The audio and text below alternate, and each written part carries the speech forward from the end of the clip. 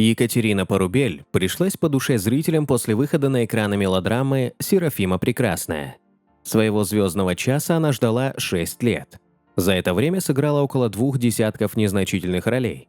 Но именно Карина Фолианс доверила ей создать образ простой деревенской женщины, которая преодолеет все препятствия. А если надо, то и коня на скаку остановит, и в горящую избу войдет.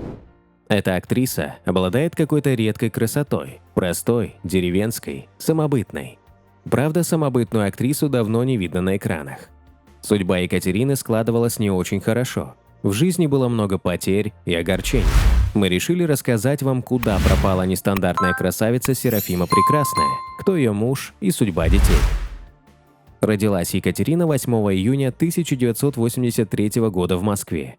Ее родители по образованию были учителями физики и математики. Через несколько лет после рождения Кати семья пополнилась еще одной дочерью, Сашей. Папа открыл секонд-хенд, где в итоге одевались все члены семьи, а потом и магазин кондитерских изделий.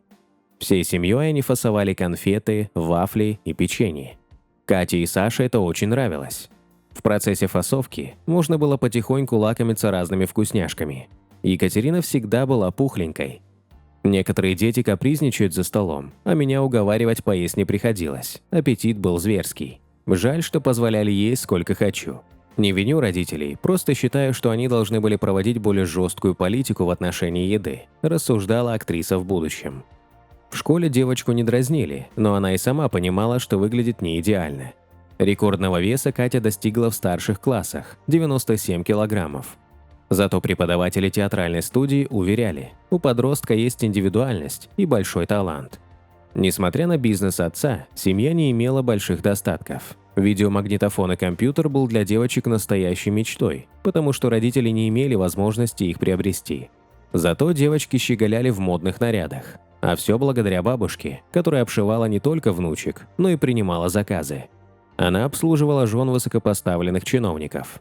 В школе Катя звезд с неба не хватало. Особенно ей не нравились точные науки, а вот с историей и литературой девочка дружила. А еще ей нравилось выступать на сцене. В школьные годы она активно посещала самодеятельность, с 12 лет стала заниматься в театральной студии. Там она дебютировала на сцене. Так как девочка имела достаточно пышные формы, ее героини были как на подбор, очень крупными. Но ни один из преподавателей не рекомендовал ей похудение, насколько легко и органично она смотрелась на сцене. Девушка прислушалась к мнению наставников и отправилась на конкурс в Щепку, где ее заметил и принял на курс Виктор Коршунов. В училище самооценка студентки повысилась. К тому же, благодаря занятиям танцами и сценическими движениями, постоянной беготне и пропускам приемов пищи, Екатерина сбросила около 10 кило. Себя обновленную Катя очень сильно полюбила и поняла, что у нее в профессии просто будет своя ниша, так что худеть она не собиралась. Театральная биография Екатерины началась со сцены Малого театра. Она устроилась туда благодаря протекции Коршунова, который дал ей самые лучшие рекомендации.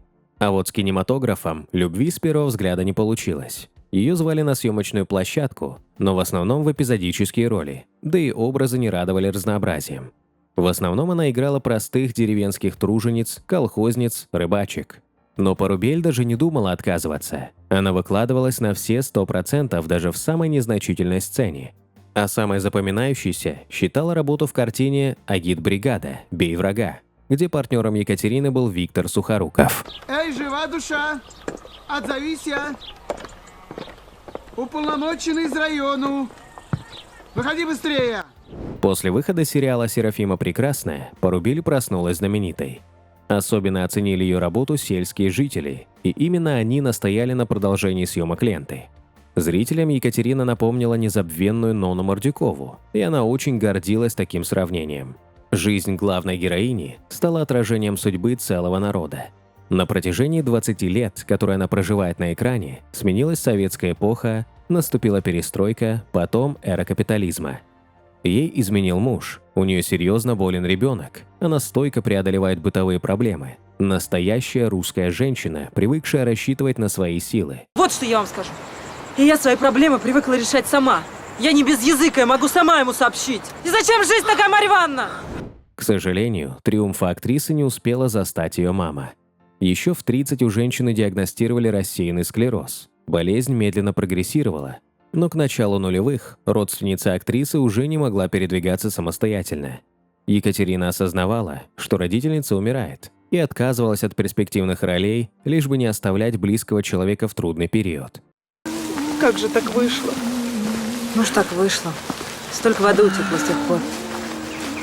Вы не плачьте, Марья Ивановна. Печальное событие произошло в 2006 году. Маме актрисы исполнилось только 47 лет, а самой Екатерине – 23. Пережить утрату помогли близкие. Полностью окунуться в работу ей не удавалось. О своей первой любви актриса не любит рассказывать и скрывает имя избранника. На тот момент ей казалось, что их чувства никогда не иссякнут. Однако, когда молодой человек узнал, что Екатерина беременна, прервал отношения. Такое положение дел расстроило Порубель, но отказываться от малыша она абсолютно не хотела. Не испугал Катерину и статус матери-одиночки. Девушка была ярой противницей абортов, считала детей главным счастьем в жизни и верила, что Бог поможет ей вырастить и обеспечить всем необходимым малыша. Практически так и случилось. Когда сыну Савве исполнился год, ей пришло приглашение на пробы мелодрамы «Серафима Прекрасная». Далее все произошло как по волшебству. Во время съемок актрисе приглянулся симпатичный осветитель. Анатолий Левинец тоже обратил внимание на очаровательную девушку. При любом удобном случае оказывал ей знаки внимания, приносил чашечку кофе, узнавал, как она себя чувствует, предлагал свою помощь. Съемки и постоянное общение сблизили Екатерину и Анатолия. Правда, на некоторое время им пришлось расстаться. Когда последний дубль отсняли, Порубель уехала в Москву, а Левинец к себе в Одессу.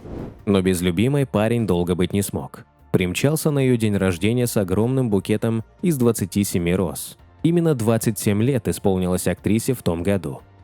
Анатолий надел на пальчик избранницы колечко с бриллиантом, и она, конечно, сказала «да». Многие называли союз московской артистки и осветителей из Одессы мезальянсом, однако Порубель видела в супруге прежде всего надежного человека. Да, я была героиней сериала, а он техническим работником. И что? Толя преданный и работе, и семье, очень инициативный. В моей жизни никогда не было состоятельных бизнесменов или олигархов.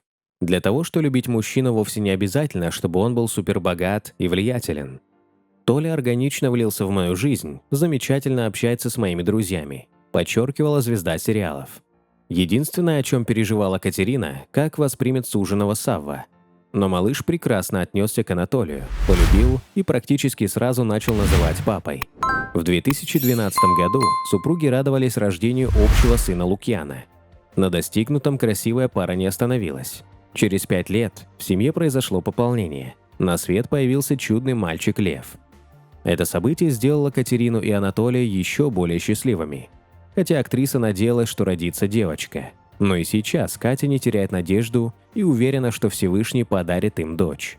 Сейчас супруги по-прежнему вместе, заботятся о детях и хотят, чтобы в их жизни все сложилось удачно. Мальчишки очень разные по складу характера. Каждому требуется отдельный подход. Например, Лука растет дисциплинированным, ответственным и имеет математический склад ума.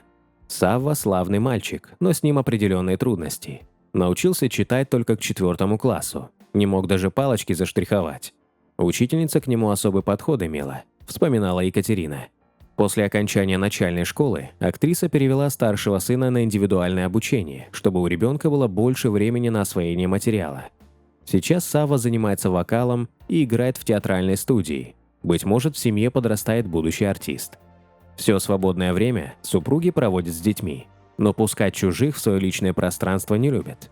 В социальных сетях принципиально не создают странички. На данный момент Екатерина Олеговна в прекрасной форме, старается не набрать лишние килограммы, хотя не стремится стать худышкой.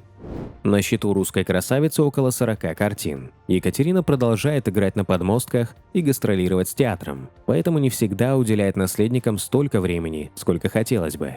Прекрасной женщине, великолепной актрисе хочется пожелать всегда оставаться такой удивительной, талантливой, неподражаемой, очаровательной и совершенной.